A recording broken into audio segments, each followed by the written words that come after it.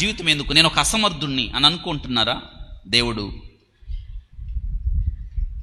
నీకు సామర్థ్యాన్ని ఇస్తాడు. 2 కొరింథీ పత్రిక 9:8, మరియు అన్నిటి యందు ఎల్లప్పుడూను మీలో మీరు సర్వసమృద్ధి గలవారై ఉత్తమమైన ప్రతి కార్యము చేయుటకు, అండర్లైన్, ఉత్తమమైన ప్రతి కార్యము చేయుటకై దేవుడు మీ ఎడల సమస్త విధములైన కృపను విస్తరింప.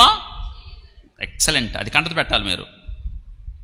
ఇప్పుడు మీకు ప్రతి ప్రశ్న దానికి ఆన్సర్ ఇస్తున్నాను, మీరేం చేయాలి? వాటిని కంటత పెట్టాలి. కాబట్టి మనం ఏమనుకుంటామంటే చాలాసార్లు, నేను అసమర్థున్నయ్యా అంటే, కాదు కాదు, నువ్వు సమర్థత నేను నీకు ఇస్తాను, నీ చేత పని చేయిస్తాను. ఒక మాట చెప్పాలి, దేవుడు, అమ్మా వినండి,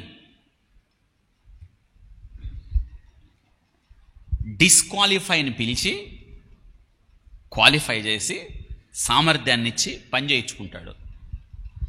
క్వాలిఫై దేవునికి వద్దు, సామర్థ్యం ఉన్నవాళ్ళు దేవునికి వద్దు. దేవుడు పిలిచేదంతా లోకంలో తృణీకరించబడిన వారిని, ఎన్నిక లేని వారిని, బలహీనులను, వెర్రివారిని, వాళ్ళని పిలిచి, వాళ్ళంతా లోకంలో క్వాలిఫై కాదు, వాళ్ళని దేవుడు పిలిచి ఏం చేస్తాడు? క్వాలిఫై చేసి ఏం చేస్తాడు? సమర్థతనిచ్చి తన పని, ఇది దేవుడు చేసే పని.